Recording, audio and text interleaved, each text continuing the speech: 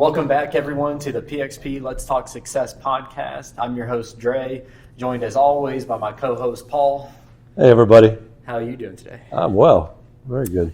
Anything exciting happen in your life recently this week? All kinds of things. All kinds of things this week. We're finishing up the month of January, and so January, as we know, all the resolutioners have made their decisions to do certain things, and it's the last couple of weeks of the month when you really get to see who's going to follow through with different things, and it's been fun watching several come through and follow through on the resolutions and set the goals. I think they say, isn't this like the National Drop Resolution Week or something this week or next week is? I've not heard of that. There's a number on it. There really is. I would imagine that it probably would be a thing, yes. Yeah, okay. Well, we'll see how it goes for everybody. I can't believe it's February, honestly. And I think their goal needs to be not to take part in that. Right, exactly. Right.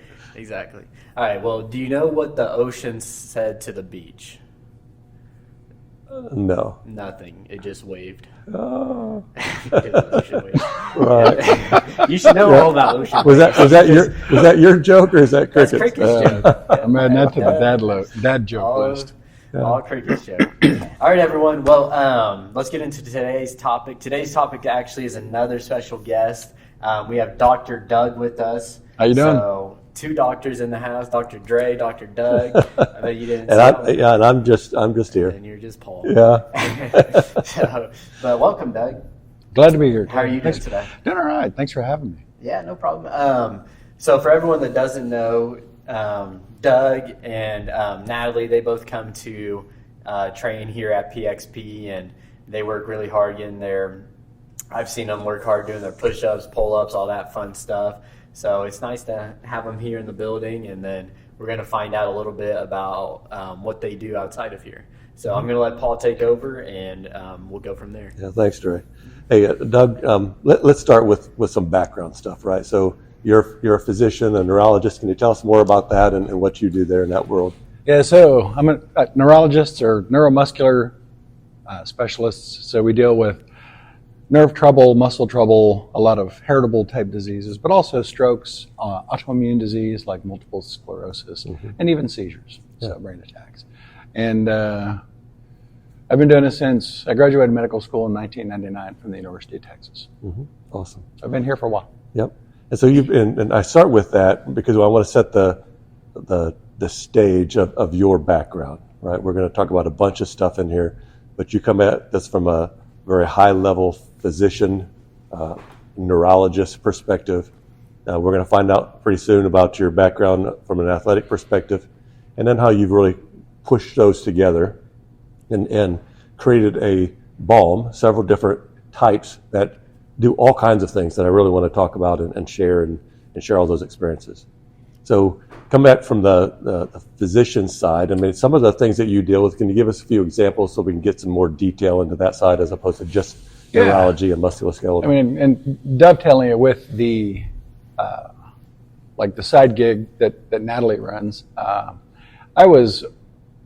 we are by definition prescribers, right? And so it's a certain mindset that you go to the doctor and you get a prescription, but prescriptions aren't always the solution, and we always, even when you train people, you have what's the benefit and what's the risk, right? And so what I learned was that some of these things that your grandmother and great-grandmother used are still workable today.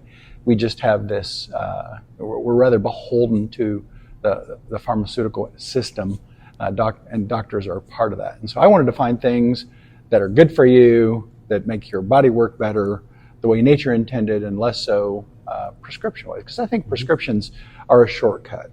It does something for you that your body can do or could do for itself. And yes, if you're out of insulin, you're out of insulin, right? Your pancreas is dead and you need exogenous or prescription insulin. There's no balm, essential oil, or meditation that's going to fix that. Whereas for many of the things I deal with, from headache to nerve pain to restless leg, those sorts of things, the risk benefit, yeah, sure, there's benefit for those, but one, you have to pay a lot. Two, there's side effects, and once you get to more than a certain number of medications, they tend to interact with one another, and it's a multiplier, not just additive. Right. So I was very, going all the way back to the University of Texas in the 90s, we were compounding things in the office in urine specimen cups in just Aveeno or whatever hand lotion was around. We would use Aquaphor, we would use a variety of different things. And to cut straight to it,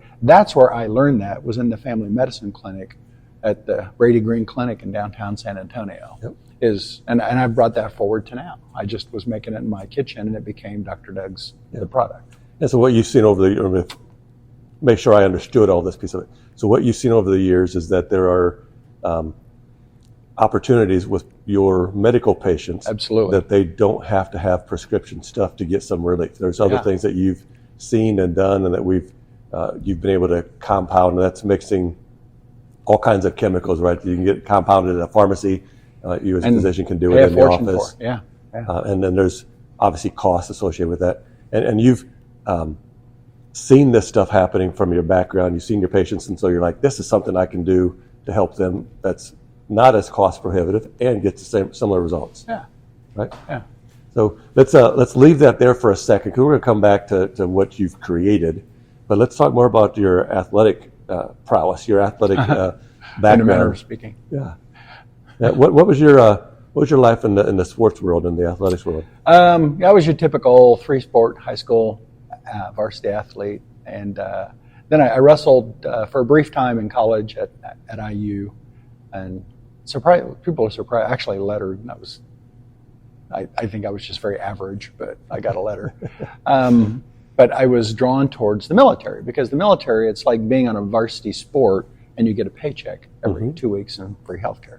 So I really thrived in the military. And then it was actually when my kids were born, I was going to sea, so I didn't want to deploy, and your children are a certain size, and you come back after 6 or 9 months, and they're a lot bigger. And so they're great.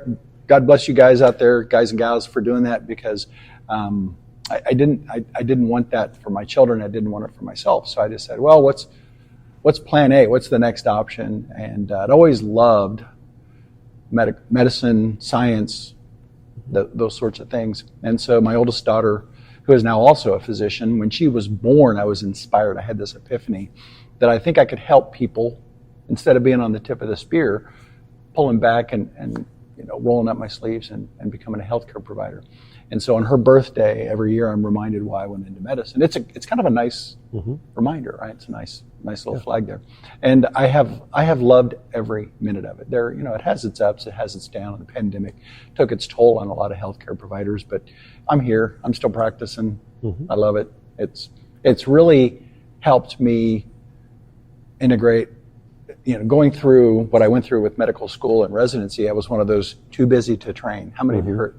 How many people have you had like that? Life happens, right? Right. And I had to, you're sitting with people. Sadly, in my line of work, you meet people on the worst day of their life in many cases.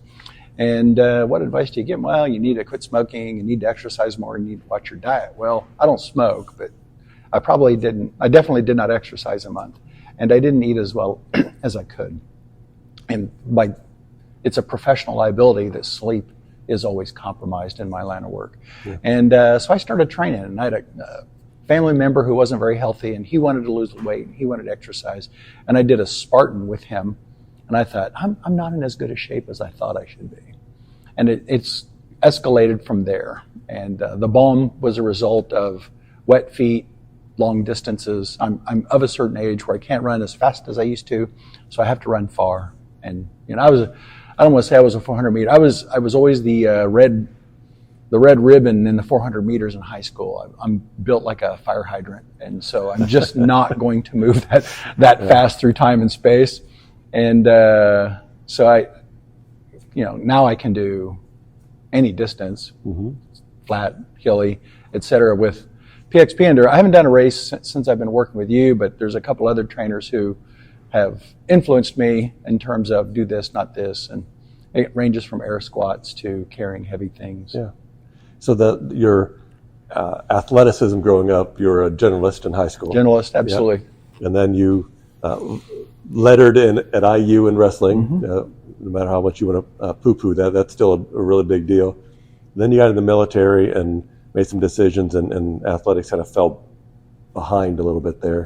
Yeah, And as getting you- out of the military was really when it started to decay. Yeah. Got too busy to train. Yeah. And as you got back into things, I mean, you're building stuff up and you're having similar aches and pains that most of us Like have. everybody else. And sometimes those aches and pains that we get as athletes are similar to some of the symptoms that you're describing in your current patients. Yeah, without a doubt. And that, this is a whole different podcast, blog session, is that the absence of exercise decreases your growth hormone. And I could tell the difference once I just started doing routine weight-bearing exercise. There was something that was different. It wasn't just that old feeling. I could tell that I was starting to heal those aches and pains and creaks a little bit better. Yeah. And I want to really dive into that specific piece, Okay. on that movement piece. The growth hormone that we all have, and we hear it, and sometimes in the football world, we hear people taking growth hormone, and that gets a negative connotation The Barry because they're Bonds taking rule, too yeah. much, or they're supplementing it, and they're cheating in essence. Yeah. But growth hormone is not a bad thing. You need to have some growth hormone, and when you don't do certain activities, it stops as you get older. It slows down as you get older. Sure And does. exercise is a great medicine to get that growth hormone stimulated and to come out, and it controls everything. It's known as the master hormone, right? Yep. It controls everything. And that is why professional athletes abuse it, because they heal quicker, right? Yeah. So if you have something you need to heal, exercise. And that's a whole different conversation and day to have there, but my older brother said it best. My brother is older than me, is older than me, but he looked 5 years younger when he was on active duty, because I got out before he did.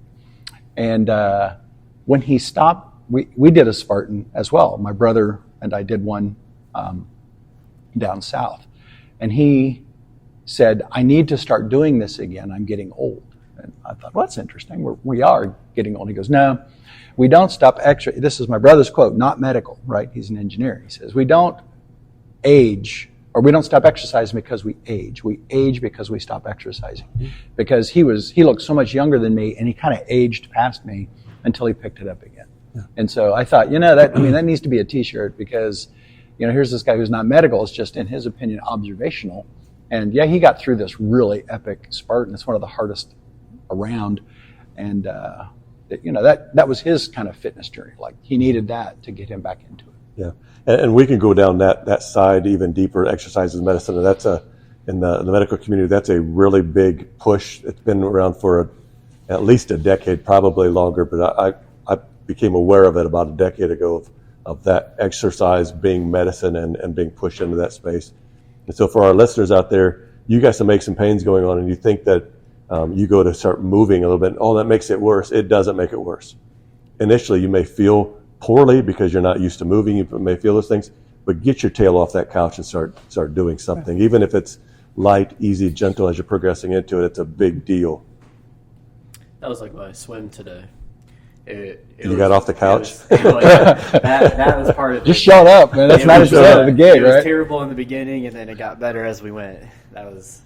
So you definitely just described my swim. Yeah. I think that's a common thread, though. I think that, people wake up and it's like, I'm going to skip it today. And it's not hard the first day you miss. It's hard to get going again the day after the day you miss, because now you're kind of getting rusty hinges, et cetera. And so I'm putting on my teacher hat real quick, because anytime I was teaching students that kind of stuff, I had to remind them what we just talked about, right? So we've gone through your background. Yeah. What your medical expertise is. We've talked about your athletic background. We've talked about the different patients that you've seen.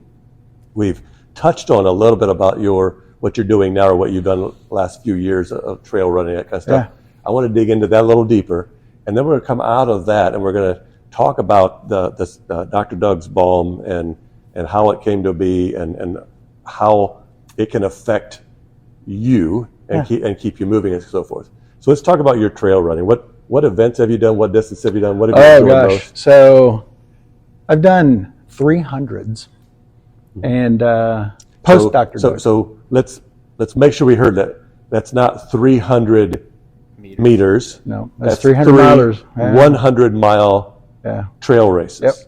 Yep. And it's those are in the Cherokee National Park area, and if people are familiar with the Barkleys, so I have not done the Barkleys, but there's another event that permits you to do a loop of the Barkleys in conjunction with something else. Mm-hmm. So it's basically a marathon in one, in the mountains of Tennessee.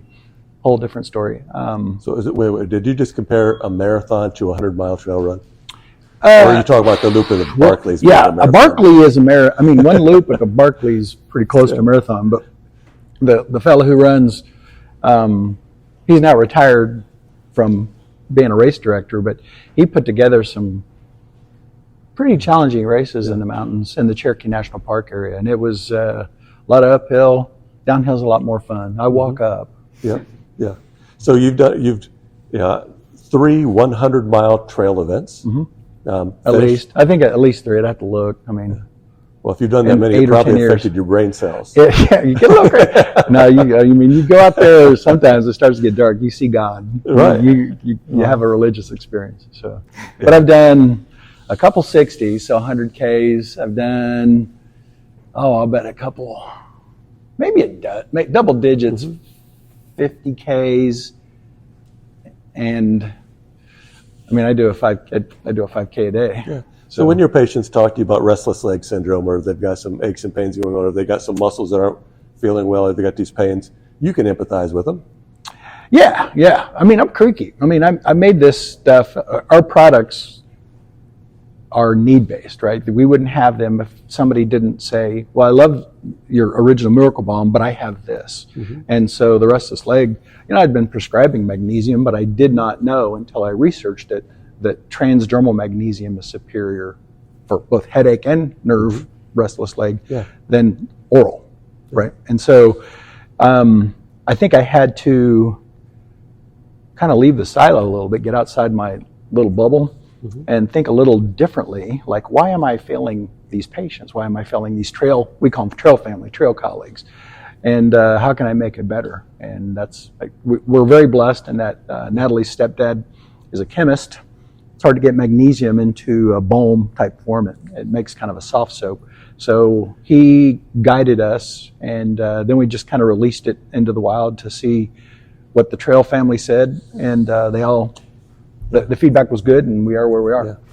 Yeah, and so we're gonna jump into Dr. Doug's stuff now, but I want to make sure I'm closing the loop on this. Sure. When you were doing those 100-mile trail events, how'd your legs feel? So we're flatlanders here in flyover country, and so I didn't really have the hip flexors I was going for, and so I struggled in some much shorter races. So I'm guessing they might have felt tired, fatigued. Yeah, and so I did, leg blasters, if you know what those are, and that I really struggled in the mountains until I started to do. His name's Darren Ingram. Darren Ingram's training program, and then there's a guy who's won one of the hardest races in the world called the Ultimate Suck in Peoria, Illinois. His name's Mike Durkin. Mike Durkin kind of helped me with some of that. But yeah, those 100-milers are no joke. I mean, you might have had some achiness or some cramping that might have happened along the way. All the above, and it's even with proper training, I have trouble getting into the car. My hip flexors are so tired. I like, you can do it until you break the tape and you exhale and you realize that your legs are numb. You can't move. And it's so a lot of it's, I guess you can do more than you think you can. That's the whole will and skill thing. But Absolutely. There's your mind is a lot more powerful than your body thinks it is sometimes. And you talk about that. When you talk about the lactic acid, my brain goes someplace. Like I said, it's almost like, for me, I solve a lot of the world's problems when I'm out there in the dark with a headlamp on. But I don't think about the lactic acid buildup. And I've done better on my pre-treat nutrition and on the fly nutrition. But to do 100, you can't stop. You have to keep probably a 4-mile-an-hour clip and run for 6+ just to get it done in 20 hours. I mean, that's your goal, right? Yep. That's hoping you slept the night before. Hopeful. Hopeful. So if you walk at 4, you better pick it up for the other half of that. And so we've got an athlete here who's also a physician who's feeling this ache, pain, got all this stuff going on, talking to his trail mates, colleagues that are out there seeing patients with certain symptoms, realizing that he could prescribe them a pill, knows that that's not the best answer. There's other balms out there, but they don't do as good a job. And so you got creative because of your background and put some stuff together. Yeah. Hired a chemist. We know magnesium, it helps with some cramping stuff. You can take a pill that doesn't work as well as putting it on your skin and letting it rub in, the transdermal stuff that he's talking about. So let's go into Dr. Doug's and the balms and so forth. What was the first version that you created? So I just, I think I had a trail conversation with somebody, and we were talking about, well, I want to coat my feet with Vaseline. And they said, don't use Vaseline because it makes grit stick to your feet, right? And so if you're going to go through wet riverbeds and things like stream beds, you're just going to turn your feet into 20 grit sandpaper. I'm like, oh, I bet that's true. So we thought about it, and this guy's pretty smart. He just got a PhD down in Brisbane, Australia. And he said, what about beeswax? I'm like, what do you right? So then we started thinking about other products out there, and those products are all great. There's Red 11s, which you're probably familiar with, Body Glide, and I think all those products work, but I wanted kind of a one-stop. So I came up with an answer to your question: beeswax, coconut oil. The health benefits of coconut oil off the charts. We use olive oil. We have added in shea butter, and then and we don't get to eat this, do we? That sounds really it's all food grade. You can. Like in a survival situation, we tell people you can eat it. We've had somebody make a candle out of it because he was cold. But he took a shoelace and plunked it in there and lit it. But those are the 4 base ingredients. And then we added lavender oil for the soothing quality, and it has a mild bug repellent. Some of the races I've done in the mountains of Vermont, those things it's like a B-52 coming at you. Those flies are big, and I think they bite right through our bug balm. But I've only gotten 1 tick, though. That's what's interesting. And then we added peppermint oil for the vascular effects. Sure. And one thing I always tell people is, for our product, a little goes a long way.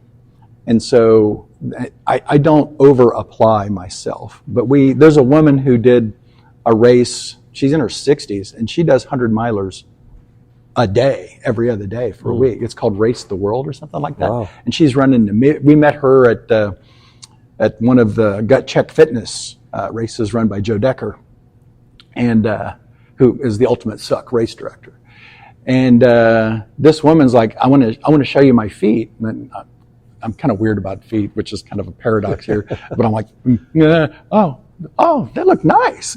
And she's like, no blisters. And I forget what she told. She had run 60 miles the weekend before. And so she was impressive. And that's, you know how that feels, right? Yeah. Because people tell you, Paul, I wouldn't be this way if it wasn't for you. Yeah. And I'm one of them now. It's only been a couple months, but I'm so much stronger and faster than I was. Did that answer your question? Yeah, so the first one you came up with was something to protect from blisters. That's where we're going. Yes. So we've got all these yummy sounding ingredients in there that are work really well for chafing. Absolutely. Blisters. How many of us have gone out and done something, and then all of a sudden we're like, you get in the shower and you get this little sting, or your foot's all blistered up, that kind of stuff. So one of your products works really well on it. Correct. That's the original, the green label, OMB, and it's I like this story because I try to be humble. I didn't want my name on it, probably for the same reason you have PXP Endurance, right? I mean, I don't want to be Colonel Sanders. I love his chicken, but I that's not my vibe. But they were like, nope, Dr. Doug's sounds great. People love the word doctor. And then they would say, where's Dr. Doug's Miracle Balm? So I didn't name it. The customer, the future customer, I was giving it away at this time. And so then you have a Miracle Balm. Well, if you make 2 products, only one of them can be the original. So that's why it's called the Original Miracle Balm, and that's the one we just talked about. Yeah. And it's you've got several different, for those listeners, there are 4 different products out there that I use predominantly. There's more, I believe. There's what? More than 4. There's more than 4, but most people hover around really 2 or 3. Yeah. Well, there's 4 versions that we carry in here that I talk to people about from the athletic side that I really, really enjoy. this first we've talked about is for the chafing and blisters. Yeah. But you've got some that affect cramping and other things. Can you talk about those? Yeah. So I get calf cramps. I have since I was a kid, and for no explanation. I've tried pickle juice, all this stuff. The best thing really is Tailwind, which I think you carry here. But I made the reason we got the Mag Balm for muscle cramping is you take an anti-chafing treatment and you add magnesium. Well, I had an EEG tech who came into the office and said, "Can you make this?" I'm like, "What is that? It looks like lip balm." I'm like, "No, it's for migraine. They sell it in the downstairs pharmacy. It's $15." I'm like, $15 for that? I will sell you more than, So I make a 2-ouncer of it with the magnesium in there. And that became my go-to. I get migraines also. That became my go-to until we came up with the Red Balm, the recovery balm. Yep. And magnesium's great. I mean, Americans are, I don't know if you knew this, Americans are chronically deficient in magnesium. I didn't know that. And I used to order mag levels on people, and I stopped because you can buy a year's supply of bioavailable mag for one blood test. So why waste the money? If you think it's low, treat it. Yeah. Right? And we talked about this book, but that transdermal is better than oral. Mm-hmm. And really the mag chloride is the best transdermal, which is what we use. If you've done Epsom salt baths, that's mag sulfate. Okay, and there's also mag citrate is milk of magnesia. That's one of the side effects of magnesium is it can give you a loosening of the stool. Well, if I have patients who say, "Well, I have constipation," I'm like, "Well, just do the oral mag. You'll be fine. You'll absorb what you need." Mm-hmm. And then there's others out there as well, like mag glycinate, etc. But we did our, we really boiled it down and did our homework, and that's how we came up with the mag. Was this EEG tech wanted it, and she liked it, and then I'm like, "Well, I'll try it," and I loved it. I loved it for my calf cramps, so I don't get them as often. Yeah. Look, I've told you this story when we first met, and I'm being introduced to Dr. Doug's, that kind of stuff. For 20 years, I'm in college athletics, and every salesperson would walk in the door and tell me that they had the latest, greatest thing, and that I needed to use it on my athletes. And if I wasn't using it, I was going to be at a competitive disadvantage and so forth. So after a number of years of doing that and finding out that their sales pitch was really an awesome sales pitch because it didn't work the same way, when we first started looking at this, I was like, "Oh, okay, well, let's try this and see what happens." Put them in competition with everybody else. Yeah, and we wouldn't be sitting here today having this conversation. I wouldn't have invited you on this podcast to talk about this if I didn't believe in it. Yeah. Right? This is one of those things where if you have any of these issues, you have some blisters going on, you can try BodyGlide, you can do those things, you can try the Vaseline. Mm-hmm. Some of us don't run through the water as much, and so that may not be an issue. If that works for you, great. You want some other things that if it's not working for you, we've got one for it. You've got one for them. Yeah. If they've got the cramping going on, they've got the migraines going on, they've got all these different restless pieces. Leg is the other mag thing, which isn't a trail training thing, but people with restless leg. Yeah. And there's so many. This stuff is one of those things that I carry it in here intentionally. Mm-hmm. And you can see, those of you that are listening, you can't see in here, but I carry 4 products in terms of the store in here from a nutrition side and a recovery side. Dr. Doug's being one of those. Yeah. And that's I won't put something in here just to have it. It's something that if it doesn't work, I don't really care about it. Yeah. And this is for our listeners. If you haven't tried Dr. Doug's, come on in. We've got samples here for you to try. We can chit chat about it even more.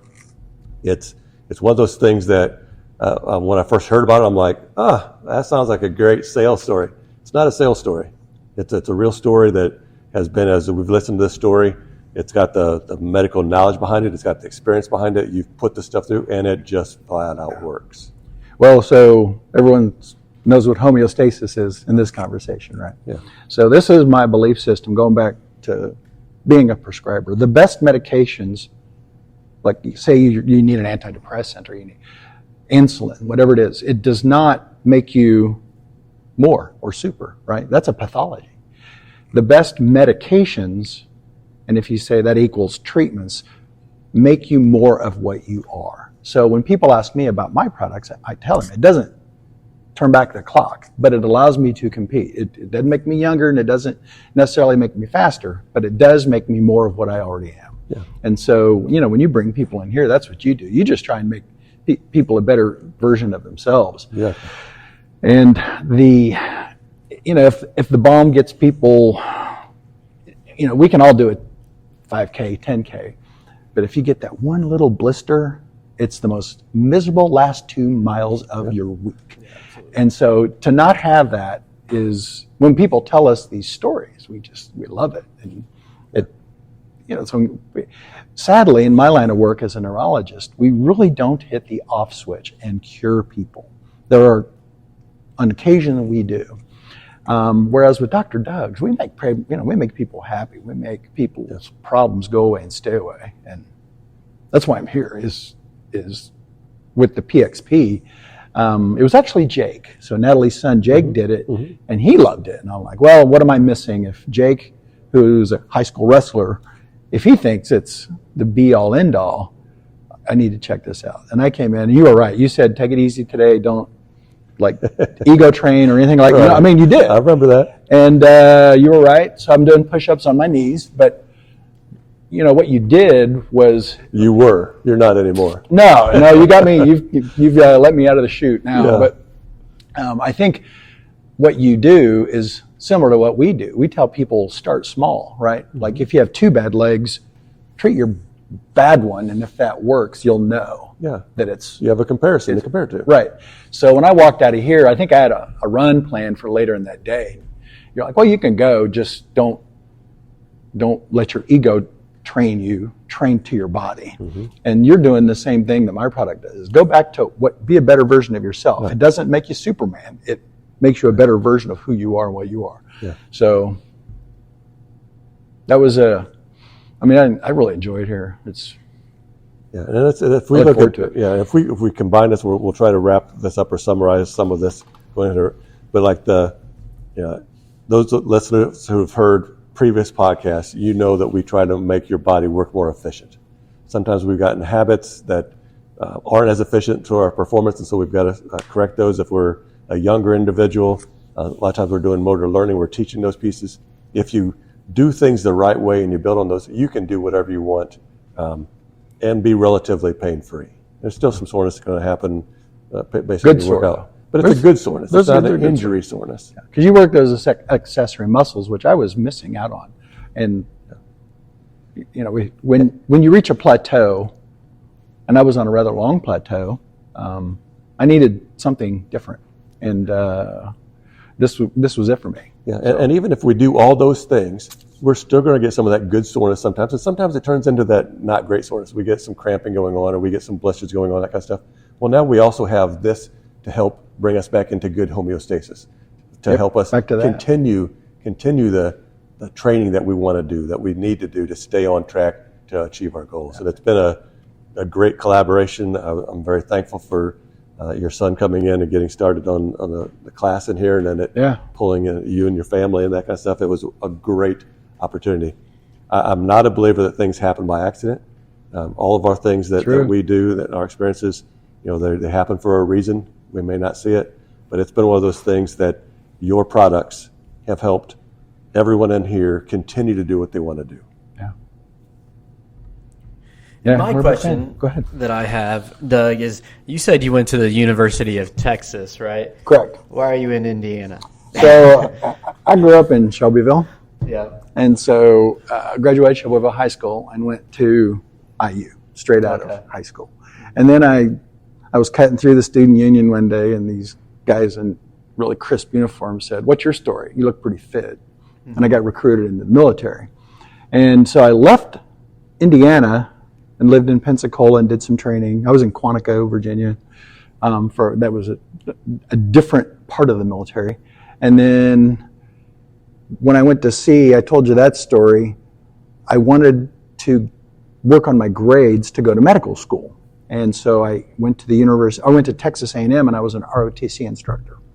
And I got a graduate degree in genetics, and got my grades up, applied to medical. It sounds really easy when you say it fast like that. Got my grades up, got into medical school, and then came back to Indiana because it's closer to family. It was a long way to get there, but it's an arduous story. So being a Big Ten alumnus myself, what you're saying is that the standards at IU were really high, and you had to go to a different school. Correct. down in- I couldn't get in in at IU. Texas Yes, that correct. didn't have the same rigor that we No, I we love have up Texas. here. You know, if you took the entire population of Indiana and moved them to Texas, they would fit right in. Yeah. Because they're the type of people in Texas that'll pull over and help you change your tire, or it's a wonderful state. I absolutely loved living in Texas, and that's really for my kids. That my daughters, that's home for them. That's where they were the only blonde kid on a team. Here everybody's blonde, right? Yeah. So they were the only blonde kid on a South Texas girls soccer team.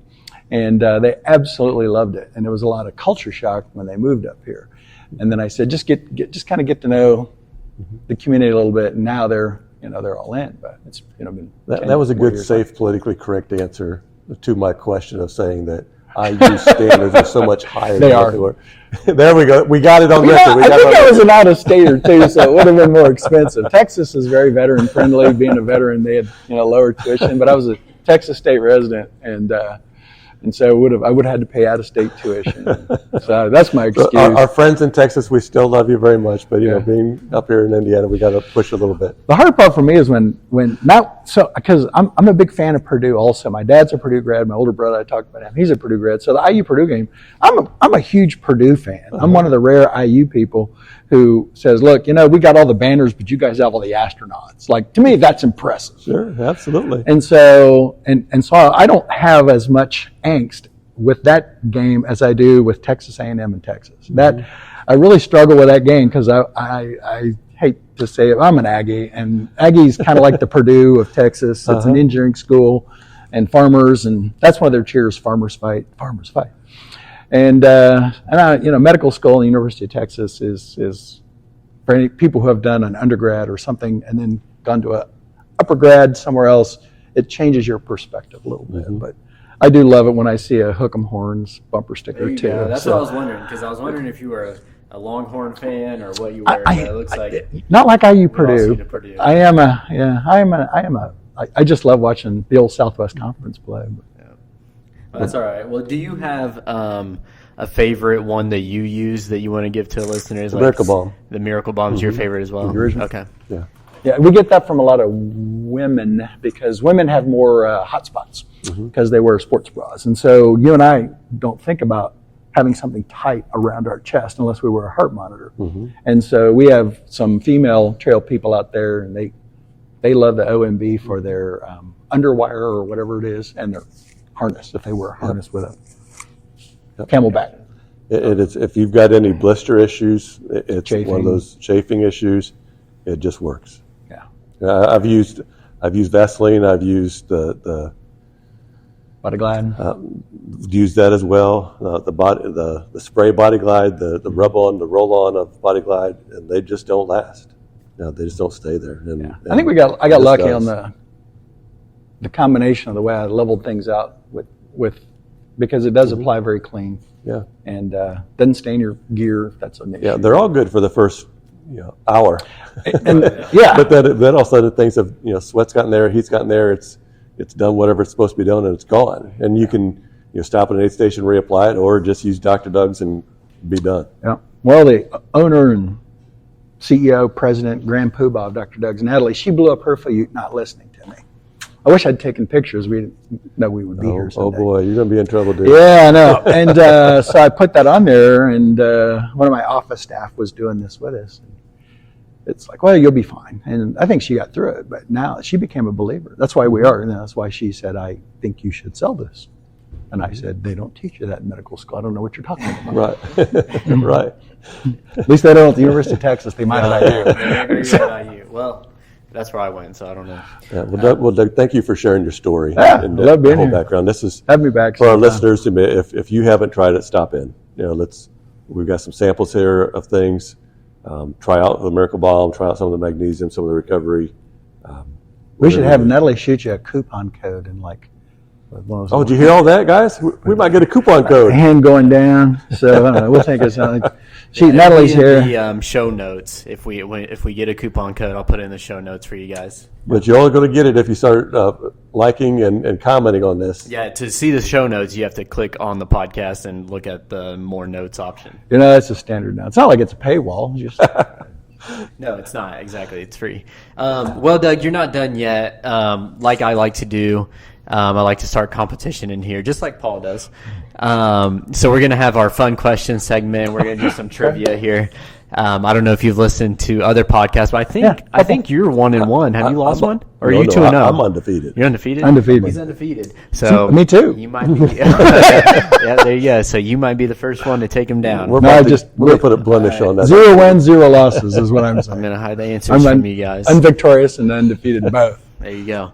All right. Okay, I'll look at the camera. Question 1. We're going to have 5 questions. Okay. What is the name of the world's largest ocean? Pacific. Nope. You got it. Oh, so it's a time. It's a beep in.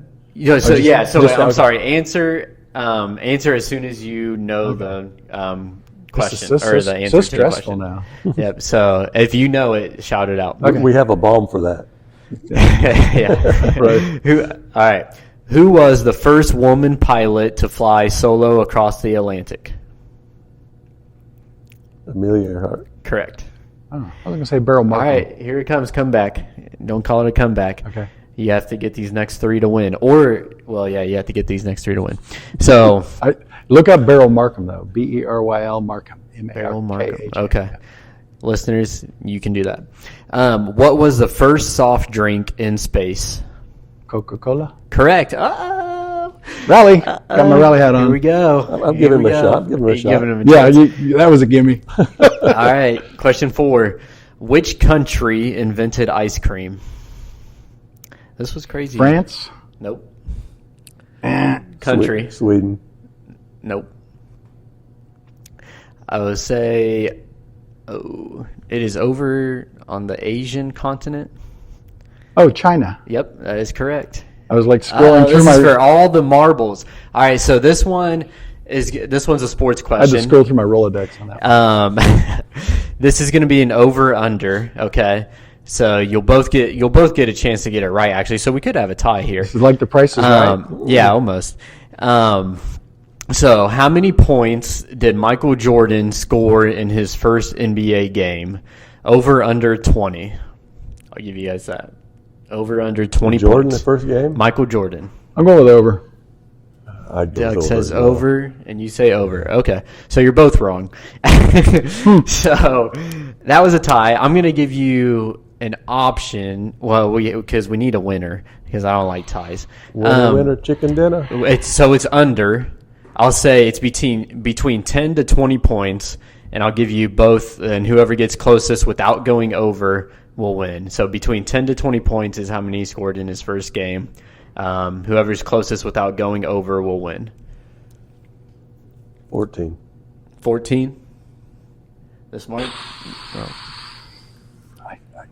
So here's the thing. The tactical play is to say 15, because I think it's 17. You're going to go 17? No, I'm going to say 15 because I get the top 5 and he gets 14 below. So you went 15? Yeah, I'll go with 15. You're correct. So it was 16. It was 16 points. So that was the Glad I didn't say 17. Yeah, exactly. So you have your first out. Oh, there we Took go. Your first out. Way to go. Oh, Dr. Doug for the win. God goes well. All right. Well, thank you, Doug, once again for presenting your story. I do want to go into our shout-out segment, though. I have a couple shout-outs I want to go with. One to Iron Mom H2. She left a 5-star rating on the Apple podcast app and left a really nice review as well. So shout out to you, Iron Mom H2. And then also to Bill Gustin for helping me carry the table over today. Because for those of you that don't know, carrying this table is not easy. It's probably the hardest thing we do on this podcast. Sounds like we need to add that to some of the weight training that we're doing. Yes. Yes, we do. For sure. Anybody you want to shout out, Paul? Not this week. Nothing? Everybody's doing a great job. Okay. Doug, anybody you want to shout out? Family, friends? If you're looking for something to do, look up Joe Decker, Decker, and Gut Check Fitness. Shout out to Joe. Joe's kind of kept my fitness alive until I came here. There we go. So, shout out to Joe. Check him out, like Doug said. And that's it, everyone. So thank you again for listening to another episode of the PXP Let's Talk Success podcast, joined by Dr. Doug this time. Hey everyone, it's Dre here. I just wanted to say thank you all for being patient with us and listening to the podcast. We greatly appreciate all your feedback and welcome it as always. Don't forget to send me your questions so I can get those to Paul. We haven't had any in a while, so I just wanted to remind everyone. Lastly, we just ask you that you leave a review, like, and share the podcast with your family and friends. Thank you all so much. We'll catch you on the next episode.